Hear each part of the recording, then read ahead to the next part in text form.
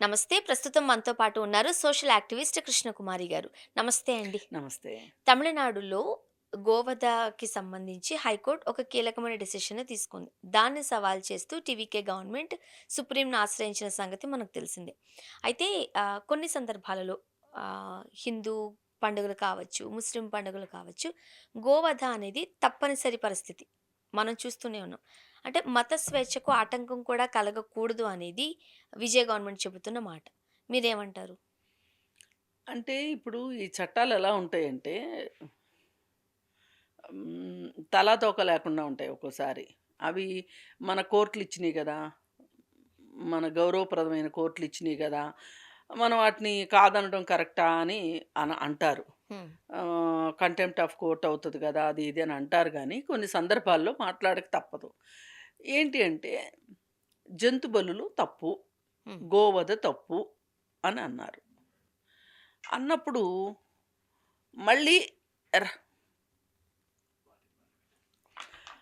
మళ్ళీ రాష్ట్రాల్లో డిఫరెంట్‌గా ఉంటాయి ఈ చట్టాలకు హ్మ్. సంబంధించి. ఏంటి అంటే 10 సంవత్సరాలు పైబడిన పశువులు. అవి హ్మ్. గేదెలు గావచ్చు, ఆవులు గావచ్చు. అలాగే పాలు సంతానోత్పత్తి. పాలు ఇవ్వడం ఆపేసినవి.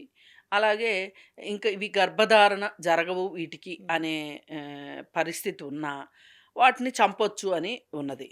అలాగే కొన్ని పండగల్లో కూడా హిందూ పండుగలు కావచ్చు, ఆహ్, ముస్లిం పండుగలు కావచ్చు. ఆ పండుగలకు కూడా మినహాయింపు ఉంది అనేది ఉంటది. హ్మ్. మరి ఇలాంటప్పుడు అసలు జంతు బలులు అనేది వధ అనేది కుదరదు అన్నప్పుడు ఎలా? మరి దీనికి కాంట్రడిక్షన్ అవుతుంది గదా! అవును. 2 వైరుధ్యభరితంగా ఉన్నాయి. ఇప్పుడు ఇట్లాంటప్పుడే ధర్మ సంకటం వస్తదనమాట. ఆ వచ్చినప్పుడు మళ్ళీ ఈ కోర్ట్‌లకి నివేదించుకుంటారు. ఇట్లా గాదు గదండీ! ఇట్లా అండి అని. ఇప్పుడు ఇంకోటి చూడండి. ఒక్కొక్క రాష్ట్రంలో ఒక్కొక్క పండుగుంటది. హ్మ్. ఇప్పుడు తమిళనాడులో కానీ కర్ణాటకలో గాని కర్రలు బెట్టి కొట్టుకునే ఫంక్షన్ తమిళనాడు. ఒకటుంటది తమిళనాడులో. ఇంకోటి ఎద్దులతోటి అవును. బుల్ ఫైట్ అవును. లాంటిదొకటి. అవును. అది గూడా పండగే. సంక్రాంతి పండుగెళ్ళిన తర్వాత హ్మ్. చేస్తారు. వస్తూ ఉంటుంది. వస్తూ ఉంటుంది. ఆటికి జల్లికట్టు అంటారు. హ్మ్. ఈ పండగలప్పుడు ఏం జేస్తుంటారంటే పోలీసులు లేదు చట్టం ఇలా జెప్తుంది కుదరదు అంటారు.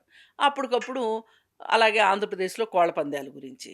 అప్పటికప్పుడు ఏం జేస్తుంటారంటే ఆ ఏరియా ఎంపీలో ఎవరో ఒకళ్ళు ఢిల్లీ సుప్రీం కోర్ట్‌లో కూర్చొని, అమ్మో! మా ప్రాంతం ప్రజలకి ముందు మేము తలెత్తుకోలేము. సంస్కృతి సాంప్రదాయంలో భాగంగా చూస్తూ ఉంటారు. భాగంగా ఎందుకు చూస్తాం. మనం జల్లికట్టు విషయంలో మనం చూడలేదు? ఆ! కళ్ళ ముందే ఎంతమంది ప్రాణాలు కోల్పోయింది. ఎందుకంటే అదంతా లైవ్ ఇస్తూ ఉంటారు కదా! అవును. అవును. సో, ఆ టైంలో చాలా అయినప్పుడు పెద్ద ఎత్తున అయి నిరసనలొచ్చాయి. నిరసనలొచ్చినప్పటికీ దాన్ని నిషేధించాలి. దానికి పర్మిషన్ లేదు అంటే సామాన్యులు ఒప్పుకోరు. అవును. ఒప్పుకోరు. ఆ పరిస్థితుల్లో ఏం జేస్తున్నారు, అక్కడ రాజకీయ నాయకులకి ఇది ధర్మ సంకటమై కూర్చుంటది. హ్మ్. ఏంటి, ఆళ్ళంటారు, "నువ్వు ఎంపీవి, నిన్ను గెలిపిచ్చాము. ఇది మన ప్రాంత ఆచారం. ఈ ఈ ఈ ఈ ఆచారాన్ని ఎట్లా కోర్టులు ఎట్లా కాదంటాయి? ఇన్ని సంవత్సరాలుగా లేని కోర్టులు ఇప్పుడే వచ్చినియా? గుడ్డొచ్చి పిల్లెక్కిరిచ్చినట్టు" అది ఇది అని జెప్పి సామాన్య ప్రజలు వీళ్ళని అంటుతారు. అవును. అప్పుడు వీళ్ళేం జేస్తారు, చచ్చినట్టెళ్లి ఏదో ఒక స్పెషలు మోషన్ పిటిషనో ఏదో ఒకటేసుకొని లంచ్ మోషన్ పిటిషనో ఏదో ఒకటేసుకొని అది ఆ 2 రోజులు, 3 రోజుల కోసం తీసుకొచ్చుకుంటారు. అలాగ గూడా తెచ్చుకున్నప్పటికీ, ఇంకా కొన్ని ఆహ్, మనం మాట్లాడుకోగూడని, మాట్లాడలేని వ్యవహారాలు గూడా జరుగుతా ఉంటాయి. హ్మ్. అలా జరుగుతూ ఉన్నప్పుడు పోలీసులకు కూడా ఏం జెప్తారంటే, "ఒక్క 24 గంటలు వదిలేయండి. ఒక్క 24 గంటలు వదిలేయండి" ఆహ్, అని జెప్తారు. పోలీసులు గూడా ఎంతో కొంత మనకొచ్చేది మనకొస్తది గదా! అన్నట్టు వీళ్ళు గూడా కాస్త చూసి చూడనట్లు ఊరుకుంటారు.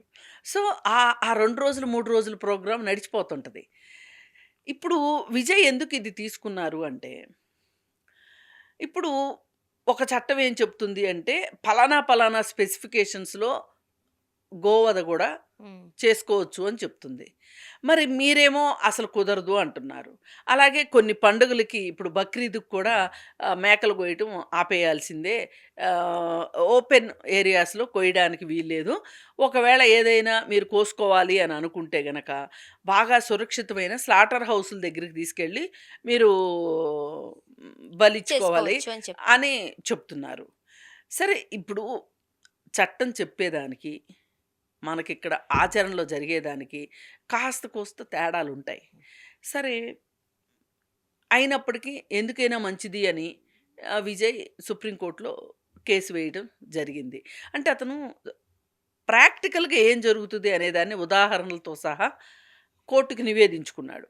కోర్ట్ ఏం చెప్తదో చూద్దాం. మళ్ళీ గూడా కోర్ట్ ఇదే చెప్తది. మీరు ప్రత్యేకమైన స్లాటర్ హౌసెస్‌లో సురక్షితంగా, అంటే సురక్షితం అంటే ఇన్ ద మీన్స్ ఆ పబ్లిక్‌కి ఇన్‌కన్వీనియన్స్ కాకోకుండా, ఆ బ్లడ్డు అదంతా రోడ్ల మీద పడకోకుండా, ఇప్పుడు అందరూ నాన్ వెజిటేరియన్ తినేవాళ్ళు ఉంటారు గదా! అవును. ఆ ఒకే ఒక బజార్‌లో వెజిటేరియన్స్ ఉంటారు, నాన్ వెజిటేరియన్స్ ఉంటారు. అసలు కళ్ళతో చూడటానికి ఇష్టపడని వాళ్ళు కూడా ఉంటారు. అలాంటప్పుడు మీరు కొన్ని జాగ్రత్తలు తీసుకోండి. కొంతమంది జంతు ప్రేమికులుంటారు. వాళ్ళు కోళ్ళను చంపడానికి కూడా ఒప్పుకోరు. ఒప్పుకోరు. ఆహ్, అంటే ఒకటండి, మన ఆహారంలో భాగమైన తరువాత ఏ జంతువు మాంసమైనా సరే, మనము దానిని దూరం చేయడం కష్టం. అవును. పైగా ఇంకొకటి కూడా చెప్పుకోవాలి ఈ సందర్భంగా. ఎలాగో మాటొచ్చింది గాబట్టి. ఇప్పుడు కేవలం వెజిటేరియన్ ఫుడ్ వల్లనే మనుషులకి కావాల్సిన ప్రోటీను అందటం చాలా కష్టం. వెజిటేరియన్స్ కావచ్చు, వీగన్స్ కావచ్చు, వాళ్ళు కొన్ని ప్రత్యేక పదార్థాలు తినాల్సిన పరిస్థితి ఉంటది. అలా కాకుండా మామూలు వాళ్ళు, మనం జంతువుల్ని ప్రేమించాలి అనే ఉద్దేశంతోటి సడెన్‌గా నాన్ వెజ్ మానేశారనుకోండి, వాళ్ళకి కొన్ని హెల్త్ ఇష్యూస్ ఒస్తాయి. అంటే ప్రోటీన్ లోపము అవన్నీ వస్తాయి. అందు గురించి ఇదే కాదు, ఇప్పుడు డైట్ చేసేవాళ్ళు కనీసం ఇంత ప్రోటీన్ తీసుకోవాలంటే అంత చికెన్ తీసుకోవాలని చెబుతూ చెప్తూ ఉంటారు. ఉంటారు. మన డైట్‌లో అది భాగంగా ఉంటది చాలా చాలా చాలా మందికి మందికి. భాగంగా ఉంటది సోయా ఇవన్నీ. అవన్నీ. అయితే ఇక్కడ వచ్చే ఒక చిక్కేంటి అంటే, ఇప్పుడు మన మనుషులందరికీ సరిపడా నాన్ వెజిటేరియను, అంటే అందరి ఆహార భద్రత కల్పించాలి అంటే కేవలం వెజిటేరియన్ ఫుడ్ వల్ల అవ్వదు. హ్మ్. నాన్ వెజిటేరియన్ గూడా ఖచ్చితంగా తినాలి. ఇప్పుడు డబ్బులు లేని వాళ్ళు ఉన్నారనుకోండి, పేదలున్నారనుకోండి. పేదలకి ప్రోటీన్ కావాలి అంటే ఖచ్చితంగా నాన్ వెజిటేరియన్ తినాల్సిందే. ఇప్పుడు బీఫ్ ఉంది. బీఫ్ గురించి చాలామంది చాలా రకాలుగా మాట్లాడుతా ఉంటారు. పోర్క్ ఉంది. హ్మ్. దాని గురించి కూడా చాలా మందికి అభ్యంతరాలుంటాయి. కానీ బీఫ్‌లో గాని, పోర్క్‌లో గాని ఉన్న ప్రోటీను నిజానికి చికెన్‌లో గాని, మటన్‌లో గాని గూడా యాక్చువల్‌గా మన 2 తెలుగు రాష్ట్రాలలోనూ సాధారణంగా మనం చూసుకుంటే చికెన్ తినేవాళ్ళ శాతమే ఎక్కువండి. ఎక్కువ. చాలా మంది మటన్ తినడానికి ఇష్టపడరు. ఇష్టపడకపోవటం గాదు పాయింటిక్కడ. హ్మ్. మటన్ రేట్ 700, 800 ఉంది. అదేలే అది కూడా ఆహ్, పాయింటే. ఇప్పుడు మీరు మటను బాగా డబ్బులున్న వాళ్ళు తీసుకోగలుగుతారు. హ్మ్. కొంతమందికి ఏం చెప్తారంటే రెడ్ మీట్ తినకూడదు అని చెప్తారు డాక్టర్లు. అందుకని రెడ్ మీట్ తినరు, అది వేరే విషయం. వాళ్ళు చికెన్ తింటారు. లేతే ఇంకా వేరే ప్రాన్సో లేకపోతే ఫిషో అవును. డబ్బులు ఇప్పుడు ట్యూనా ఫిష్ ఉందండి. సాల్మన్ ఫిష్ ఉంది. చాలా కాస్ట్‌లీ. బట్ ఎవరు కొనుక్కోగలుగుతారు? డబ్బులున్నోళ్ళు కొనుక్కుంటారు. మరి డబ్బులు లేనోళ్ళు ఏం కొనుక్కోవాలి? ఆ నెక్స్ట్ కేటగిరీలో చికెన్ ఉంటది, రేట్ తక్కువలో. అవును. అలాగే ఈ రెండిటి మధ్యలో కొన్ని కొన్ని ఫిష్ దొరుకుతాయి. హ్మ్. ఇకపోతే చివరకు దొరికేదేంటి? పోర్కు. హ్మ్. పోర్క్ అదే అంటున్నాం. మన 2 తెలుగు రాష్ట్రాల్లోని ఇది కష్టం గానీ, అటు దాటి వెళ్ళామనుకోండి, ఇప్పుడు మొన్న అదే కదా జరిగింది మలయాళం దగ్గర. ఆహ్, మనం చూసినట్లయితే వాళ్ళెక్కువగా ఇవే తింటారంట. అవును. ఇప్పుడు ఎందుకు ఎందుకు తింటారు అంటే, కొంత వాళ్ళకి తరతరాలుగా ఇష్టం ఉండటం వల్ల డబ్బులున్న వాళ్ళు గూడా తింటారు ఒకటి. రెండోది మనం బాగా ఆలోచించవలసింది, మన భారతదేశంలో ఈ రోజుకి బిలో పావర్టీ లైన్ కింద ఉన్న జనాభా ఎక్కువున్నారు. వాళ్ళు ఈ 700 పెట్టి, 500 పెట్టి లేదు అదేదో పులస చేపుంది. కిలో 5,000 జెప్తారు. ఇట్లాంటివి వాళ్ళు తినగలిగిన పరిస్థితి ఉంటదా చెప్పండి? అవును. వాళ్ళు ఖచ్చితంగా దేని మీద ఆధారపడతారు? బీఫ్ మీదనో, పోర్క్ మీదనో ఆధారపడాలి. అక్కడ చికెన్‌లు, మటన్‌లు చాలా తక్కువంటండి.